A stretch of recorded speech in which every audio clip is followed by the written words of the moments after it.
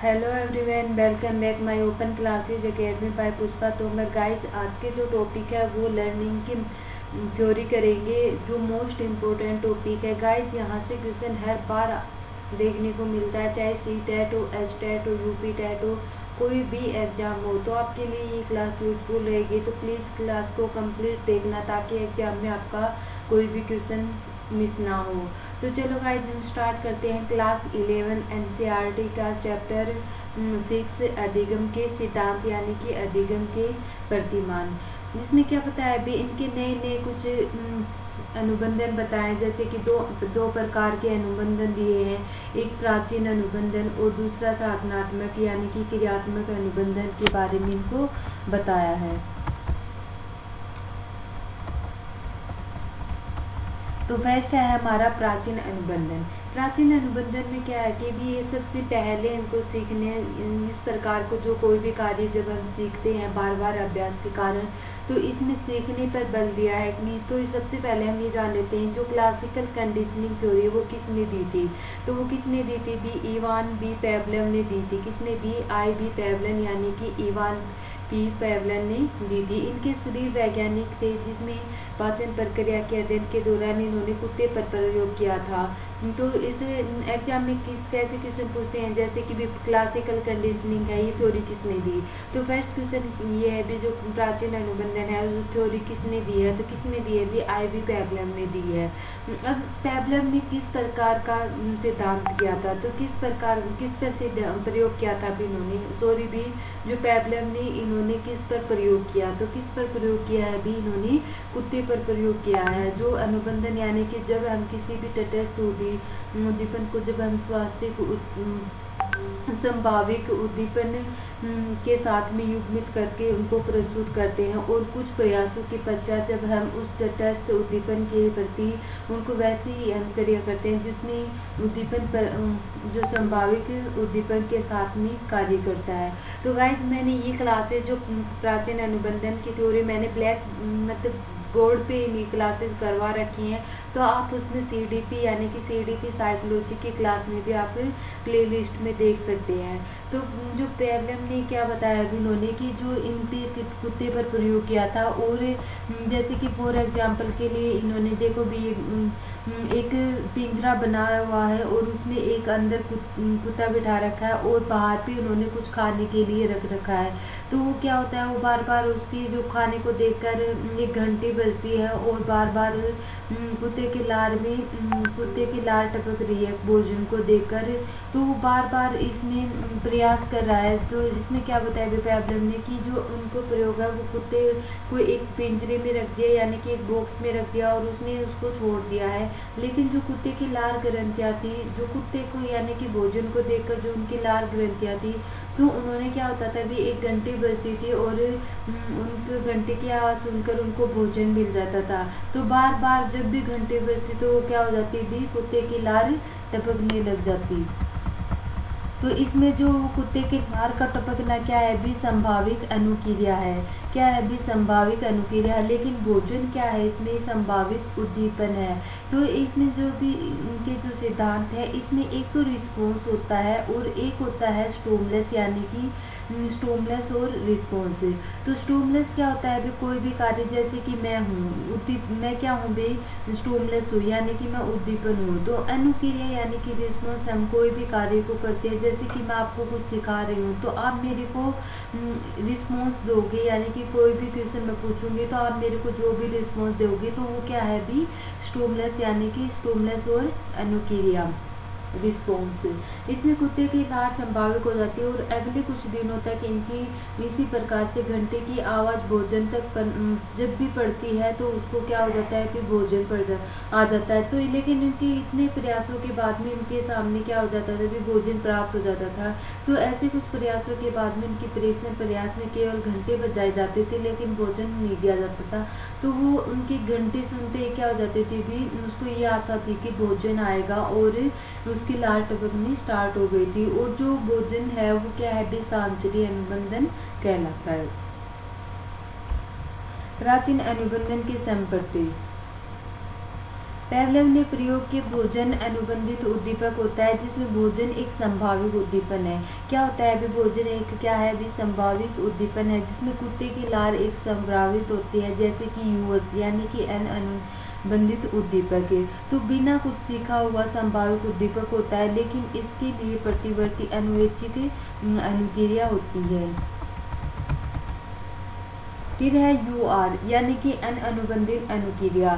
जब लार टपकती है तो उसको क्या कहलाते हैं भी संभावित अनुक्रिया कहते हैं। तो इसके जो पेवलोव का प्रयोग है वो अन अनुबंधित अनुक्रिया से किया गया है। इसकी जो उद्दीपन है उसके प्रतिवर्ती करना अनुबंधित अनुक्रिया कहलाता है।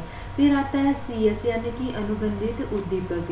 एग्जाम में पूछ लिया जाता है भी जैसे कि यू आर है, सी एस है और इनके बारे में पूछ लेते हैं। अनुबंधित उद्दीपन, जब हम किसी भी जो उद्दीपन होता है वो किसी भी अनुबंधित के यानी कि उद्दीपन के साथ साथ में बार बार युग्मित करने के लिए समान में प्रतिवर्ती अनुक्रिया उत्पन्न करने का कारण बनता है, तो उसे हम क्या कहेंगे भी सी एस कहते हैं यानी कि अनुबंधित उद्दीपन कहेंगे।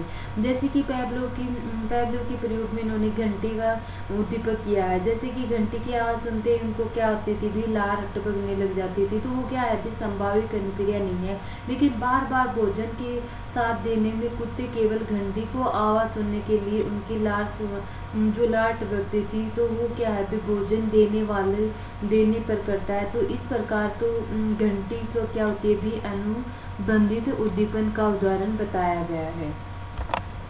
सी आर क्या होता है भी अनुबंधित अनुक्रिया। अनुबंधित अनुक्रिया के जो उद्दीपन की प्रति किसी भी सीखी गई प्रतिवर्ती अनुक्रिया को अनुबंधित अनुक्रिया कहते हैं। जैसे कि घंटी बजने के लिए जो लार टपकती है तो वो क्या होती है भी में अनुबंधित अनुक्रिया होती है। जैसे कि इन्होंने एग्जाम्पल में दे जैसे कि अनुबंधन के पूर्व में यानी कि भोजन क्या है भी संभावित उद्दीपन है। घंटी की आवाज तटस्थ उद्दीपक होता है। लार श्रवण संभावित अनुक्रिया और चौंकना यानी कि जब घंटी बजती है तो उनकी लार की अनुक्रिया नहीं होती। घंटी की आवाज और भोजन, घंटी की आवाज क्या है भी तटस्थ उद्दीपन है और भोजन संभावित उद्दीपन है। अनुबंधन के पश्चात में घंटी की आवाज अनुबंधित उद्दीपन है और लार श्रवण अनुबंधित अनुक्रिया। प्राचीन अनुबंधन के निर्धारण। प्राचीन अनुबंधन के कुछ निर्धारण जैसे कि अनुबंधित और अनुबंधित उद्दीपकों के बीच में अंतराल यानी कि सी एस और यू के जो शुरुआत के बीच में जो प्रभावित होते हैं, तो उसके आधार पर उनकी 4 प्रक्रिया बताई हैं। जैसे कि सहकालीन अनुबंधन में अनुकूलन और अनुबंधित उद्दीपन के साथ में दिए जाते थे। क्या दिए जाते थे भी सहकालीन अनुबंधन और अनुबंधित उद्दीपन के साथ में इसको दिया जाता था। फिर होता है विलंबित अनुबंधन की अनुक्रिया को जो प्रारंभ होता था तो उनको अनुबंधित उद्दीपन में इनको दिया जाता है। फिर जो अनुबंधित अनुक्रिया है उसको आरंभ से लेकर अंत तक उनको अनुबंधित उद्दीपन को कहते हैं, जिसमें 2 उद्दीपकों के बीच में समय के अंतर होता है। पश्चिमगामी अनुबंधन में अनुबंधित उद्दीपन को पहले दिया जाता था, जिसके पश्चात उनको अनुबंधित उद्दीपन के प्रस्तुत किया जाता है। सेकंड क्या है भी अनुबंधित उद्दीपन के प्रकार में तीव्रता। जैसे कि इन्होंने क्या बताया भी एग्जाम्पल देकर, जैसे कि घंटी लार टपकना, तो जो प्राचीन अनुबंधन में उनके प्रयुक्त अनुबंधित उद्दीपन को एकदम से अलग होता है। लेकिन जैसे कि प्रयोगशाला में हमने देखा कि घंटी के सामान्य रूप में नहीं होता, लेकिन अनुबंधन शीघ्र हो जाता है। लेकिन अनुबंधित उद्दीपन होता है वो तीव्रता से अनुबंधन की प्रभावित होती है और उसके जितना भी अधिक तीव्र होगा तो वो अनुबंधित अनुक्रिया को अर्जन की गति भी अधिक होगी, जिसमें हम कम प्रयासों को अनुबंधन स्थापित होता है। अनुबंधित उद्दीपकों के प्रकार। प्राचीन अनुबंधन के 2 प्रकार होते हैं, परिवर्तनात्मक और विमुखी। परिवर्तनात्मक उद्दीपन क्या होता है जिसमें संतोष और प्रशंसाएं होती हैं, जैसे कि और स्वतः सुखमय अनुक्रिया उत्पन्न हो जाती है, जैसे कि भोजन खाना पीना आदि, ये सब क्या होती है भी परिवर्तनात्मक उद्दीपक होता है। फिर है विमुखी। विमुखी क्या होता है, जिसमें शोर, पीड़ा, दही, सुई, आद्यात, कड़वा स्वाद आदि ये सब दुखमय की जो स्थिति कारण होते हैं, तो वो क्या कहलाते हैं, विमुखी होती है, जो प्रतिहार पलायन की अनुक्रिया से उत्पन्न होते हैं। जैसे कि प्रयोग के अनुसार हमने ये पता चला है कि जो विमुखी प्राचीन अनुबंधन है वो 2 या 3 बार प्रयासों से स्थापित होता है।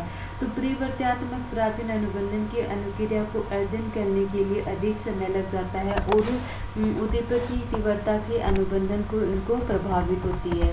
जैसे कि इनकी क्रियाकलापों के बारे में भी इनको बताया है। अनुबंधन को समझने के लिए उनकी व्याख्या के अनुसार कुछ क्वेश्चन पूछे गए, जैसे कि विद्यार्थियों को किसका भय था, ये किस प्रकार के इनको विकसित किया गया और उनको कौन से भय से प्राचीन अनुबंधन प्रतिक्रिया का स्पष्ट रूप से किया गया है। तो गाइस ये थी हमारे क्लासिकल कंडीशनिंग। क्लासिकल कंडीशनिंग में हमने किस पर प्रयोग किया है, कुत्ते पर प्रयोग किया। जैसे कि एक बॉक्स बना दिया और बॉक्स में अंदर कुत्ता डाल दिया और बाहर उनको खाने के लिए भोजन रख दिया। तो जैसे ही घंटी बजती है तो उसको खाना मिल जाता है। तो उनके जो घंटी बजना और उसको लार टपकना और भोजन मिलना, तो उनके बारे में क्या क्या बताया, जैसे कि अनुबंधित उद्दीपन है, अनुक्रिया है आदि के बारे में हमने पढ़ा है। तो गाइज ये थी आज के हमारे क्लासेस। गाइज अगर आज की क्लास पसंद आई हो तो प्लीज़ चैनल को लाइक, सब्सक्राइब और शेयर कर देना, ताकि आने वाली हर क्लास का आपको नोटिफिकेशन मिलता रहे। ठीक है guys, bye bye, take care, thank you so much.